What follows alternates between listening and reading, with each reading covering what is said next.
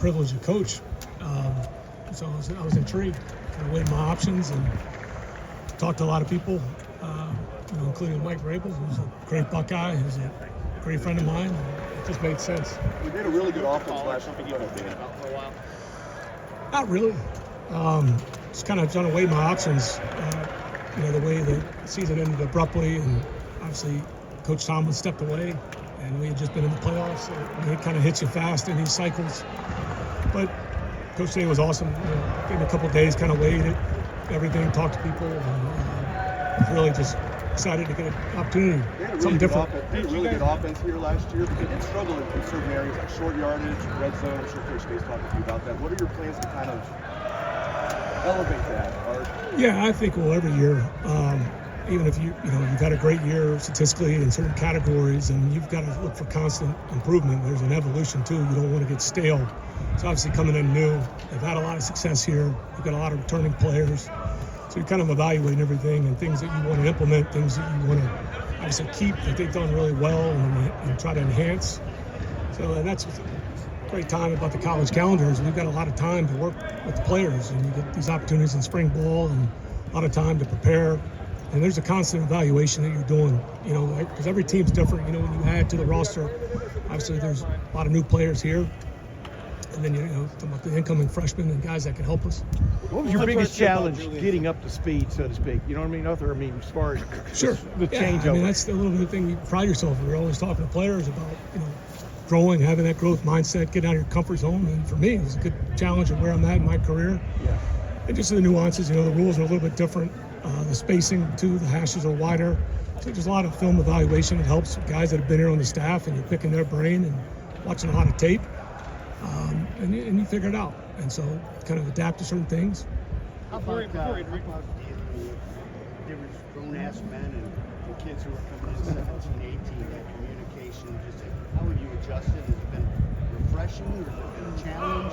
Well, I guess in my career, I've been lucky. I've probably had more quarterbacks than anybody. So I had guys that are rookies, and then I had Aaron last year, who's my age. So I've had him at every end of the spectrum. So obviously these guys are closer to a lot of the rookies I've coached. It's a very mature group. I knew that just from the kind of type of character and the guys that I've been around. We had Will Howard last year. I had Justin Fields. We drafted Jack Sawyer. I had Jeff Okudah in Atlanta. We traded for, drafted Zach Harrison. Coach Day's done a great job, not only getting great players, but great people in here. And that's made it fun too. I mean, take a guy like Julian. There's a lot he can handle. And I think he's very mature, very intelligent, and so it's been fun to work with.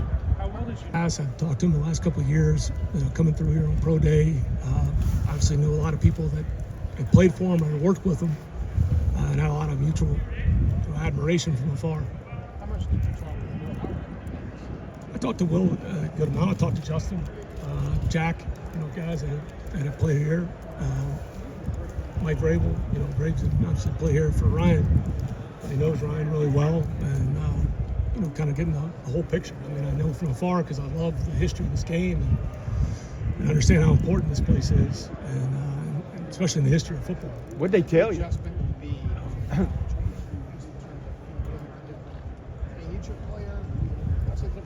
Yeah, well, obviously you adapt. You've got players that are a little bit younger. They don't have some of the experience. Obviously, when you're getting guys that are rookies, they're coming.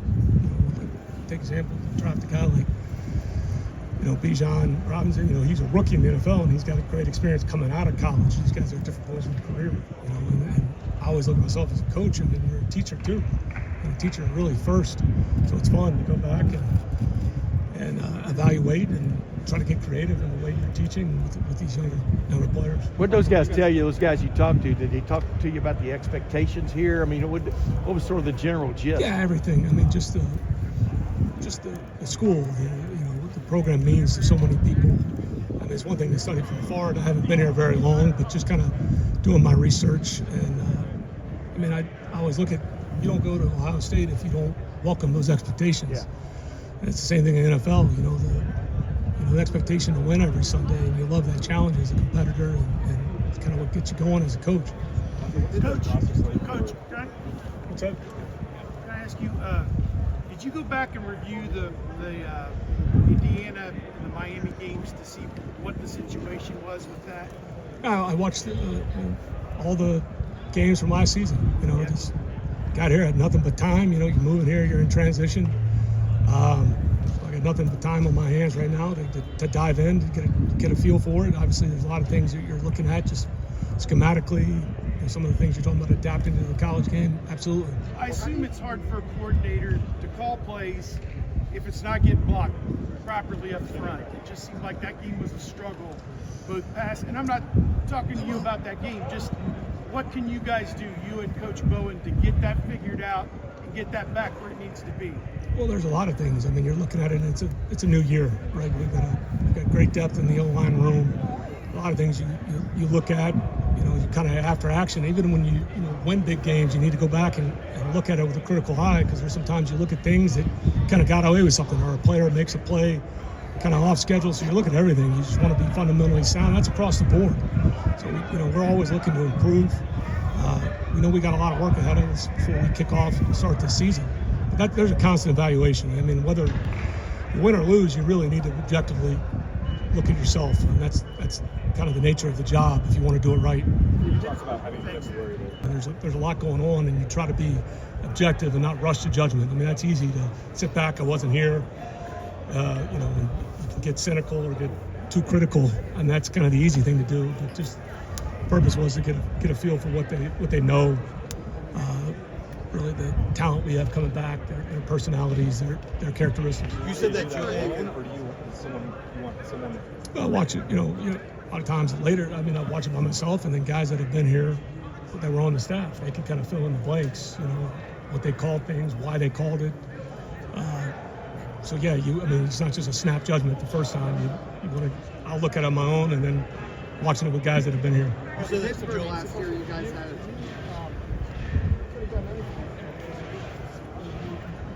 Why did you decide to become a coach? I mean, I didn't know any different. And,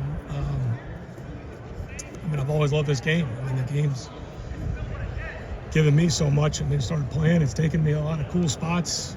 Met a lot of great people, friends, lifetime friends from playing and then coaching. And there's very few jobs. I mean, not too many jobs where you feel the highs and the lows like this, and it gives you wish you could still play. I mean, some guys like Aaron, they play to their 40s. Those guys are outliers, but there's nothing like it. I like to teach. I love the game. I love the strategy. And, so maybe, it's not for the well-adjusted. So maybe I'm not well-adjusted. Pittsburgh last year, you guys had a really even split between 11 personnel and multi-tight end packages. Mm-hmm. How do you determine that distribution? Is it a week-to-week thing, like matchup based, or is it more the personnel you have? Your roster can change, obviously, as you guys know. We've got a great depth at wideout too. So in different years, it depends on where the strength of your team is. My first year in Atlanta, we had some games where we were down some wideouts, and I tried to do the job as a problem solver. They don't care on the other side. And we had a 2-minute drive against Miami in 21. I think we called fast 23 personnel, where we had Lee Smith, most of you guys probably don't know. I think he told me it was his first time he'd ever in 2 minutes. He kind of just, and that, things, the lessons I learned from my old man. He was an old Marine in Vietnam, and you do the most with what you got. And so I've done it that way. And we had Kyle Pitts and Cordell Patterson basically split out as your Z and the X, and we went down and won the game that way. And then obviously, if you've got a great receiver room, you may be in a little more 11. And so that's assessing and understanding your roster and where your best players are. And then it, sometimes schematically comes down to matchups. If you think you can get somebody that plays base, maybe that gives you an advantage, and that's what you're looking at all the time. Is there ever such a thing as giving the ball too often to Jeremiah? No. I got asked that if I gave the ball too many times to Derrick Henry, and I'd argue that I didn't. Derrick, I think, carried the ball more than anybody in the postseason run in 19. What stood out about being around Jeremiah? Yeah, obviously I've seen him on film and heard a lot about him, but getting to know him, I'm just really impressed with his mindset. He doesn't feel like you're dealing with a college player. He feels like a veteran to me. He's very, what I appreciate about him, he's got great humility for somebody that's that talented and has had the success he's had.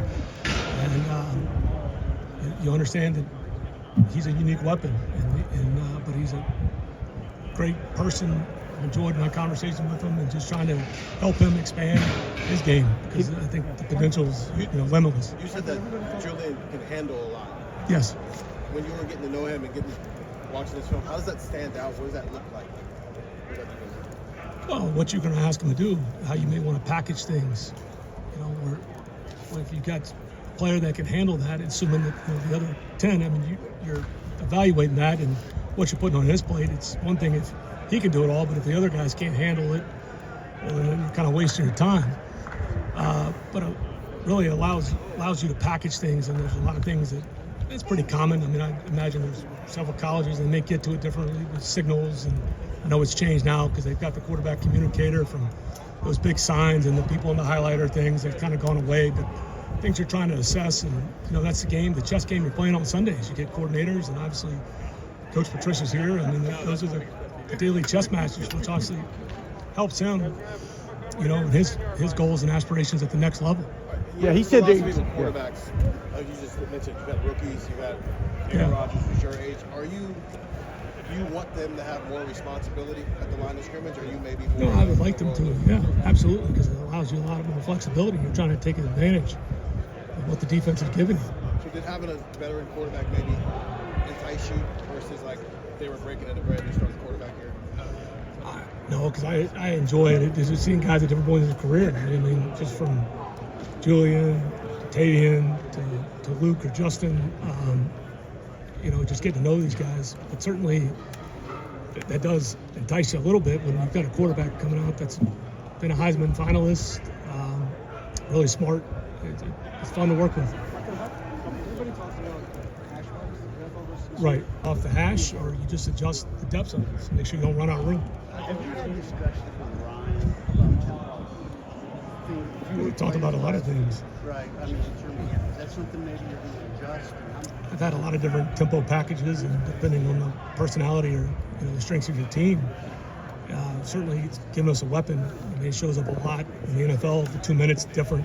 Your tempo package is there. We've done plenty of on the ball. We've had different variations of it. Where it's not just everything's on the quick. You have different packages you may take in. I think for sure tempo's great when you get to that point where you can package it and you've got different variations of it too, where it's not the same one there. I mean, you've got ones where you're just going, lining up as fast as you can and going. There's things that you may want to package if your guys can handle it and you're kind of doing on the ball. There's different variations.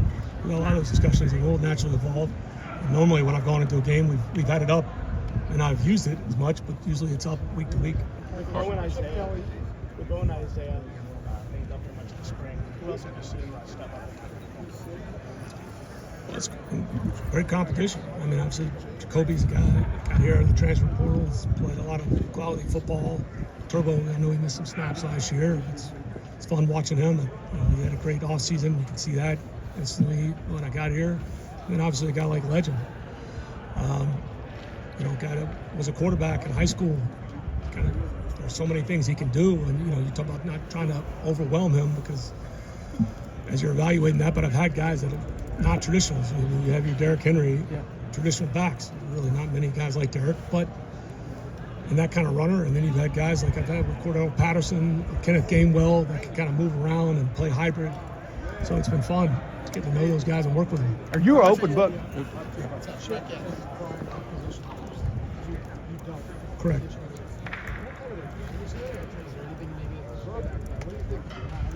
Well, I think as a coach, but that's why, when you have your unit meetings and you get the whole offense in there. I mean, if you love the coach, you do miss that sometimes, the small groups that you have. But ever since I've been a coordinator, I've never had the position group. So, I have some experience and flexibility. It allows me to go to different rooms, to kind of evaluate and try to get ahead on things so guys aren't waiting on you. Take advantage of the time. Are you an open book when it comes to like what you will emphasize, from a week to week or just as you get into this, Arthur, just taking Talking more? about with you guys? No. Yeah, just give me a game plan? Is that what you're asking? No, but you know what I'm saying. I mean, a lot of people, when I was growing up, you were an I formation guy, you know what I mean, kind of things. I mean, are you a completely open book when it comes to like your approach to offense about what you have on hand and what you take advantage of? Yeah, I think you're constantly looking at yourself to try to evolve. Things that we did well in Tennessee may not fit this group or other places I've been. I think, again, you want to have packages going in where you don't become obvious. And, every time you're in this formation or you're in this split, this is what they're running. You got to have counter punches. And that's the week to week when you're game planning. It may change week to week what you like. You might like this personnel and formation, this package, and you need to have counter punches off that, and that's what you're looking for. What's the other thing is talked a lot about Patricia being the head coach of the defense, and the head coach of the offense. How much does your experience, not just as a coordinator, but a head coach, kind of help you as you do what Coach Day did? You understand where it's coming from. I think that helps. I mean, that was another big reason I'm here, talking to him after Coach Day reached out. That experience. I think what happens sometimes is, like in any industry, at least you understand what all goes, happens in that office. It comes across his desk, so you're a little more empathetic, and you try to do your job really well, so you can take that stress off, and so you didn't have to worry about the unit responsibility he gives you, and it's a big part of our job, and that's probably why I use the term. You understand there's a lot that goes on in that job besides just coaching on the field, and so do your job really well. It just takes something off his plate. What's the education process been like with the Michigan rivalry for you? What's that? What's the education process for you been like with the Michigan rivalry?